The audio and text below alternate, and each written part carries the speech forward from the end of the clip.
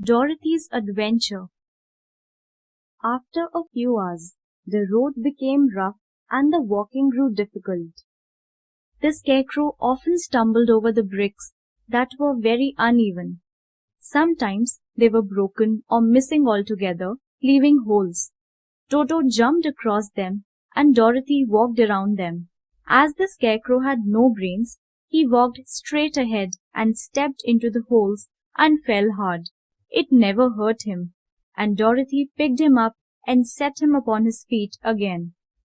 At noon, they sat down by the roadside near a little brook, and Dorothy opened her basket and got out some bread. She offered a piece to the Scarecrow, but he refused. I am never hungry, He said, and it is a lucky thing.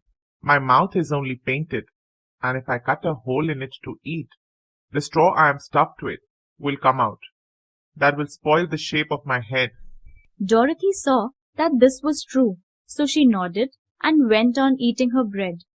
When she had finished her lunch, the Scarecrow said, Tell me something about yourself and the country you come from. So she told him all about Kansas and how a cyclone had carried her to the strange land of Oz.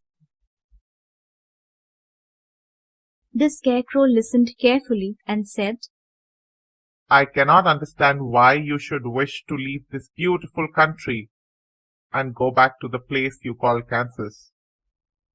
That is because you have no brains, answered the girl. No place can ever be as beautiful as home.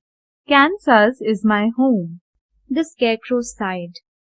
By evening, they came to a great forest, where the trees grew so big and close together that their branches met over the road. It was almost dark under the trees, for the branches shut out the daylight. The travelers did not stop and went on into the forest.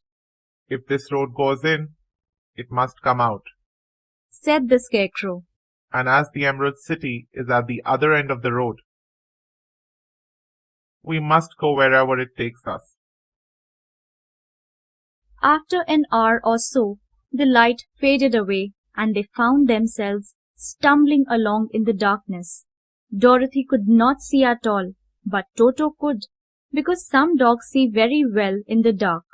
The Scarecrow said that he could see as well in the dark as by day. So, Dorothy took hold of his arm and managed to walk along fairly well. After a while, the Scarecrow stopped. I see a little cottage, He said, built of logs and branches. Shall we go there? Yes, indeed, answered the girl. I am very tired. So, the Scarecrow led her through the trees until they reached the cottage. Dorothy entered and found a bed of dried leaves in one corner. She lay down at once, and with Toto beside her, soon fell into a sound sleep. The Scarecrow, who was never tired, stood up in another corner and waited patiently until morning came. When Dorothy awoke, the sun was shining through the trees, and Toto had long been out chasing birds and squirrels. The Scarecrow was still standing in his corner, waiting for her. We must go and search for water, she said to him. They left the cottage and walked through the trees until they found a little spring of clear water, where Dorothy drank and bathed and ate her breakfast. She saw there was not much bread left in the basket, and the girl was thankful that the Scarecrow did not have to eat anything, for there was scarcely enough for herself and Toto for the day. When she had finished her meal and they were all about to go back to the road, she was startled to hear a deep groan nearby. What was that? She asked fearfully. I don't know, Replied the Scarecrow. but we can go and see. Just then, another groan reached their ears, and the sound seemed to come from behind them. They turned and walked a few steps, when Dorothy saw something shining in a ray of sunshine. She ran to the place and then stopped, with a little cry of surprise. Standing beside a tree was a man made entirely of tin. He stood completely motionless, as if He could not move at all.